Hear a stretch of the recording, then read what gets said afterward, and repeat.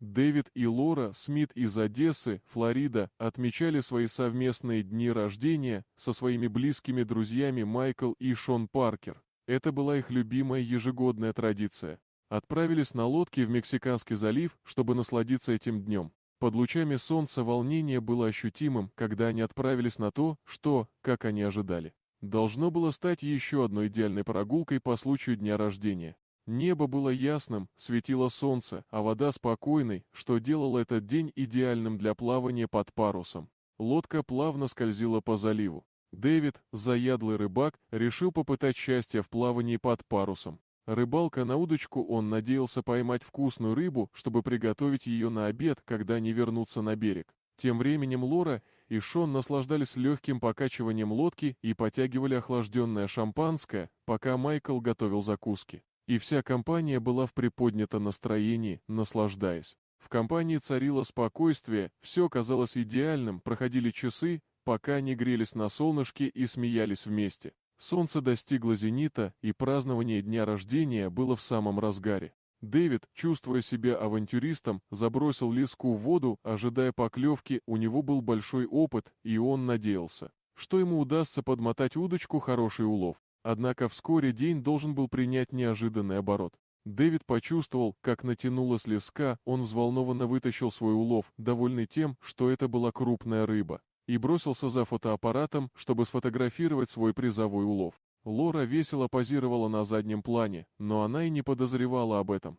Внимание Дэвида было приковано к чему-то гораздо более удивительному, когда Дэвид посмотрел в объектив своей камеры. Он заметил что-то странное, плавающее в воде, он сделал двойной снимок, неуверенный в том, что он видит. Объект показался ему странным, и любопытство Дэвида возросло, он начал маневрировать. Лодка приблизилась, заглушив двигатель, чтобы бесшумно подплыть к объекту. Спокойная вода и тихое окружение сделали сцену еще более загадочной, объект мягко покачивался на воде, и сначала Дэвид подумал, что это может быть просто клубок водорослей или какой-нибудь мусор, но когда они подошли ближе, Шон, который тоже заметил объект, заметил его еще ближе.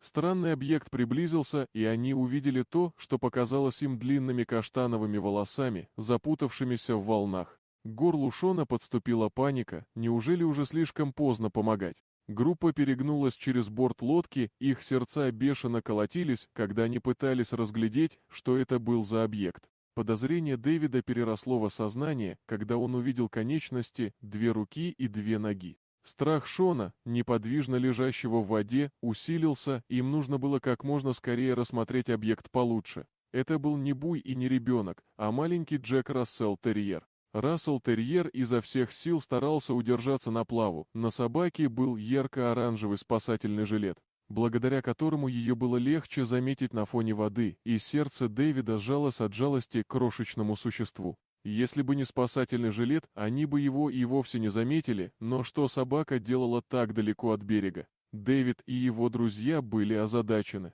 Маленькая собачка отчаянно гребла к лодке, явно измученная и испытывающая облегчение от того, что увидела потенциальных спасателей. Ранее тем утром береговая охрана получила сообщение о собаке, упавшей за борт, описание полностью соответствовало описанию. Собака пропала без вести в течение 3 часов. Береговая охрана приняла к сведению координаты судна и пообещала прислать спасательную команду. В ожидании спасателей Дэвид и его друзья хорошо заботились о собаке, которую они назвали Макс. Понятно, что он нервничал и дрожал после своего приключения на море. Лаура объяснила, что он дрожал как осиновый лист, они завернули его в полотенце, чтобы согреть. И ему потребовалось около 30 минут, чтобы успокоиться, когда прибыла береговая охрана. Макс с готовностью запрыгнул на их спасательное судно и устроился там, выглядя гораздо более непринужденно. Тайна того, как Макс оказался в океане, вскоре была раскрыта. Джоуи Томпсон, владелец Макса, был на прогулке на лодке, когда остановился, чтобы осмотреть корпус, пока Джоуи не было видно. Макс прыгнул за борт, возможно, в поисках приключений. Когда Джоуи понял, что Макс пропал, он сходил с ума от беспокойства и с тревогой ждал на берегу новостей, когда прибыла береговая охрана с Максом и его новыми друзьями. Джоуи испытал огромное облегчение. Лаура вспоминала об этом эмоциональном воссоединении, говоря, что это был чудесный момент.